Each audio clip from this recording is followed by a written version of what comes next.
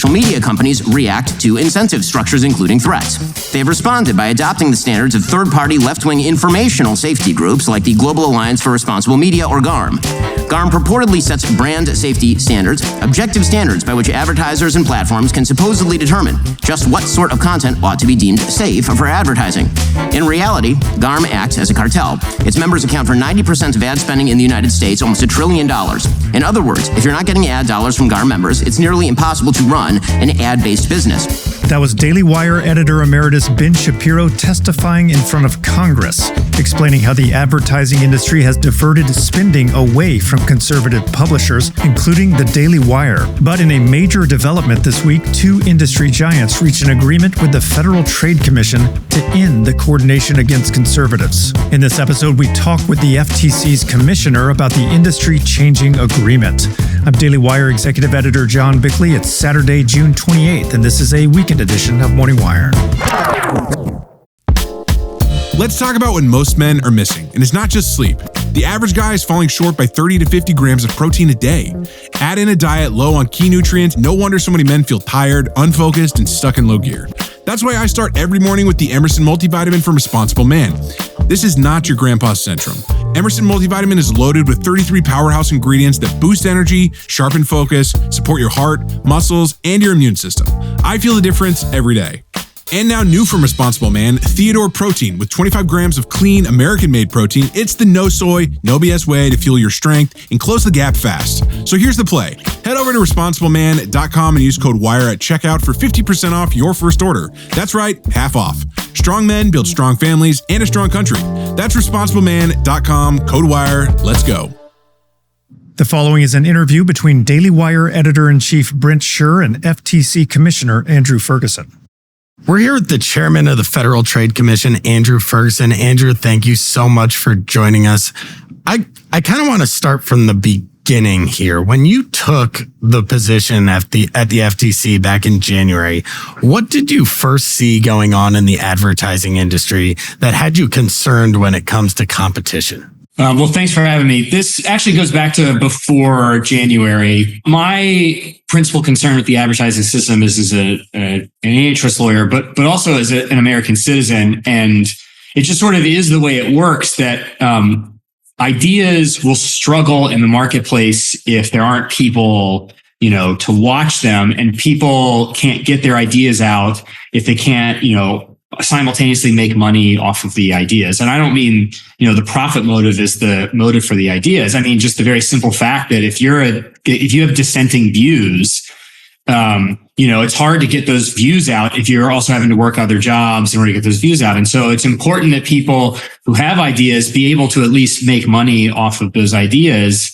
And off of presenting those ideas, especially if they're dissenting ideas. As conservatives, especially over the previous 4 years before President Trump won the election in November, when we were all living under the yoke of Joe Biden, we were very much had the dissenting ideas on a whole host of issues. It's only been 6 months and it feels like we're just winning all the time now. But for 4 years, even sort of basic questions like how many genders are there, we had a dissenting opinion on that.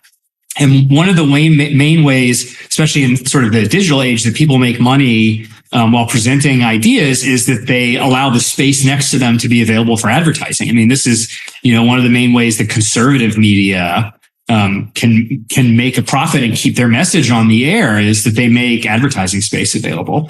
And so the ability to sort of participate in advertising markets is not only everyone's right in a free and open economy, it's a necessary ingredient to sort of keeping our free speech culture alive. And so I wrote back in November that this is potentially a real problem and that it should be part of an aggressive antitrust agenda, is making sure that illegal conspiracies aren't being used in a way that hurts consumers' pocketbooks, hurts small and independent businesses like independent media, but also deals a body blow to our free speech culture. So that was sort of the origin of this. It is sort of combining the traditional concern of antitrust, which is preventing competitors from colluding with each other, as well as just the importance of having lots of speech and ideas available for citizens to make informed choices in elections. Yeah. So basically you already had a ton of concerns about the ad industry. And then for those that don't know, typically in the ad industry, and tell me if I'm wrong here, there are 6 big companies. There are 6 major ad firms, and 2 of them wanted to merge, Omnicom and IPG. So given you already had concerns about competitiveness in the industry, I feel like they knew that this would be an issue when they wanted to get together. Yeah, I mean, look, in any industry, so the way that the advertising industry generally works is that you have lots of advertisers. Those are businesses that want to sell products and services. And then you have publishers, and those are people that have space to publish advertisements. But there are tens of millions of advertisers and tens of millions of publishers, and it can be hard for all of them to sort of get together in an efficient way. And so we have these advertising agencies that the advertisers hire to place their advertisements with publishers. And so they'll hire these ad agencies and be like, look, we want to spend this much money in this type of medium, this much money on this type of medium, go place our ads. And that gives the advertising agencies a lot of power, sort of as these important middlemen in deciding, where these advertising spend is going to go. Because at the top, you've got these advertisers who are mostly making products and services. And they're like, look, we want consumers to know about it. We want them to buy our stuff. But it's a huge world out there. We're going to hire you experts to help us place that, which means that there's a lot of outsourcing to these firms. And you're right, there are only 6. It's a pretty concentrated industry. And so I think no matter sort of who had been running President Trump's FTC, they would have known this is probably going to attract some scrutiny. We're going from 6 firms in the market to 5. Presumably, given that I had written about the potential problem of collusion in the ad industry, they probably suspected that the FTC under President Trump, with me as chairman, was going to take a pretty serious look at this. So now these 2 firms, Omnicom and IPG, they want to get together. What exactly are they promising to mitigate these concerns? Yeah, I mean, they are promising that they are not going to collude with their competitors to dry up advertising dollars on the basis of the politics of the publisher. I mean, look, the reports that Congress produced last Congress identified this as a really potentially dangerous problem, which is advertising agencies, either amongst themselves or using third parties that they founded, like GARM at the World Federation of Advertising, were being used to set the rules that everyone would then obey. They were agreeing amongst themselves potentially to obey about who would get advertising dollars, what ideas it was permissible to advertise next to, et cetera. Look, like, this is America. It's a free country. If one advertiser goes to one ad agency and says, I don't want to advertise on these medium, okay, that's fine. The antitrust laws have nothing to say about it. But what this prohibits is that the ad agencies can't get together and be like, hey, we're all going to agree, right? Like, we're not going to spend advertising. We're all agreeing. Yeah, maybe we could make some extra money if we spent on this type of medium or on this podcast or whatever. But let's all agree we're not going to do that to make sure that, that thing goes away or it suffers or whatever. They are now subject to an order that categorically prohibits this sort of collusion, either amongst themselves or with third parties.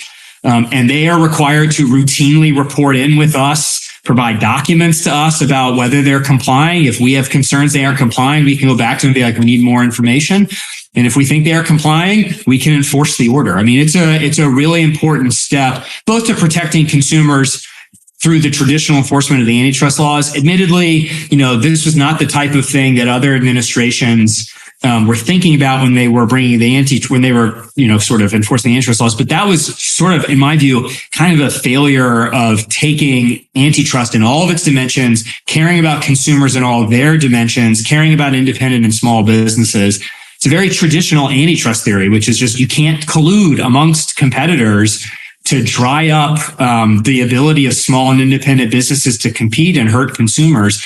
But the reason I think it is so important that the antitrust enforcers focus on this issue is you can't have a free society without the ability to exchange ideas. And if there's collusion among the advertising markets, it will become very difficult for dissenters like the Daily Wire and others, to present their ideas to the public if they can't make any money off of the space next to their podcasts or their blogs when they're presenting the ideas. And this makes sure that we have free markets operating in advertising, which will promote a free people and a free exchange of ideas. Yeah, I mean, believe me, we're very intimately aware of the findings of the congressional report, which found internal emails that showed that the Daily Wire was categorized by GARM as conspiracy theorists. Obviously, a very public coordination was when Elon Musk bought X. All of these companies and advertising agencies seem to collude to pull dollars away